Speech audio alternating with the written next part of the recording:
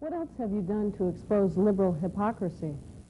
In October of 1988, public advocate went to Nebraska and staged deserters for Dukakis and Kerrey. Our demonstrators in fatigues made the CBS affiliate in Omaha. The group protesting against Dukakis and Kerrey initially wouldn't get off private property. The leader of that group was shoved by building owner Frank Ware. Police were called, and they made sure the 5 demonstrators stayed on public property. The group calls itself Deserters for Dukakis and Kerrey, wearing military fatigues, carrying sarcastic signs of support for Democrats, led by a conservative activist from Washington who says he has nothing to do with the Carnes campaign. And Senator Carnes tonight is disavowing the group. But the Kerrey campaign says it's Republican negative campaigning, and Kerrey himself says the group is mocking military veterans, quoting here, "You tell those people to go straight to hell."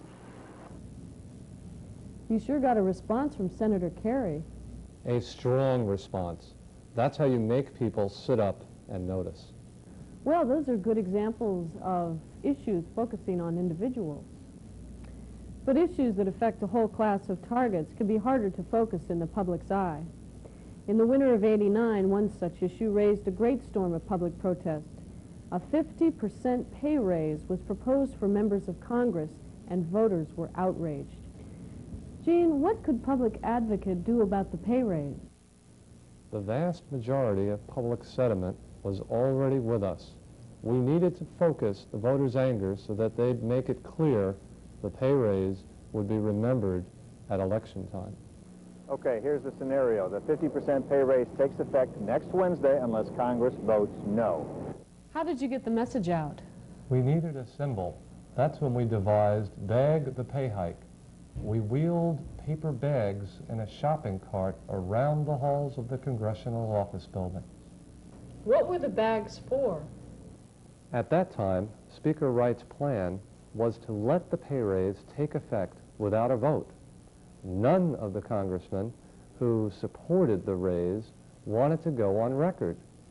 We delivered the paper bags to congressmen and told them, wear the bag if you're for the pay hike. Supports the pay hike. If he supports it, he should wear the bag, huh? He should wear the bag. Okay. Please give him my best. Then what happens if he doesn't support it? Well, he probably won't be reelected. It is just that fear that they won't be reelected if they raise their pay by $45,000 a year that has prompted many members of Congress to pray that they won't be forced to vote on it. What else did you do? We held rallies. We confronted congressional Democrats all at once as they returned from their midwinter junket at Union Station in the District of Columbia. The Stop Thief rally not only got the message through to the majority of House members, but it put them on the spot to respond. The Congress is in for a little white heat over the next couple of days. While this is a more vocal sample of the public discontent that lawmakers would sit back and let themselves be given a 51% pay raise, these protesters are not alone. Do you think you had an impact on the vote? It went up to the wire.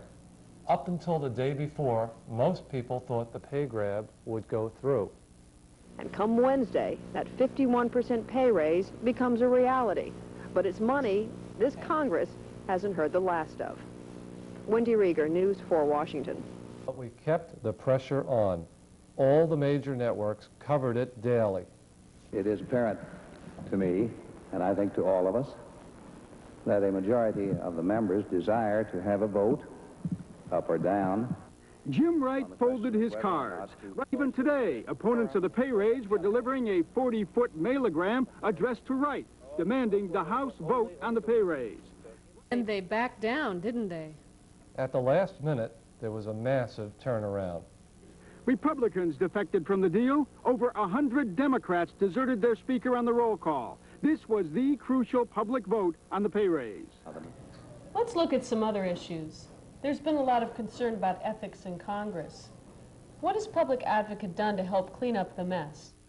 We've staged events to focus on the worst of the slimy behavior that has corrupted Congress. In April of '89, we held a demonstration to demand right out now on the steps of the Capitol. That got covered on CNN and the Fox television network. Isn't it true you declared Congressman Barney Frank's house a hooker-free zone? That's right, Kathleen. After a homosexual prostitute ran an escort service out of Barney Frank's house, we decided to help clean up the neighborhood. Let's look at the Fox television report on that. Okay. Good evening. I'm Gordon Peterson. Maureen Bunyan is off tonight. A group of protesters marched today outside the Capitol Hill home of Barney Frank. The group calls itself Tart Busters. About 24 members stood outside the congressman's home, declaring the neighborhood off-limit to prostitutes. Male prostitute Steve Goby claims he used Frank's home to run an escort service with the congressman's full knowledge. Frank denies knowing about that operation. The group implies that Frank must have been blind not to see what was going on. That story was in USA Today also. The controversy over flag burning created an uproar. You did some events on that topic, didn't you? The Supreme Court's decision to permit the burning of the U.S. flag was outrageous. What we did in response was go to the Supreme Court and burn a judge's robe. A group calling itself the Committee to Save Our Flag took its protest right to the source. At the foot of the Supreme Court, the demonstrators burned a judicial robe. Take that was the message. In Washington, Mike Ritz, Channel 5 News. That protest made papers around the country. Didn't Gregory Johnson threaten to go out and burn another flag? Until we brought the bucket brigade out. Let me address that real briefly, because I want to say something about this orchestrated flag ritual that's going across the street. People should stop baiting me and daring me about when the next time it is I'm going to burn the flag. All the good conservative congressmen were prepared with fire extinguishers to counter any attempt at flag burning in front of the Capitol. We squirted Gregory Johnson in effigy. Rumors that Johnson planned to burn a flag on the steps of the Capitol brought several members of Congress to meet him with fire extinguishers. When Johnson didn't show up, the congressman performed for the cameras anyway.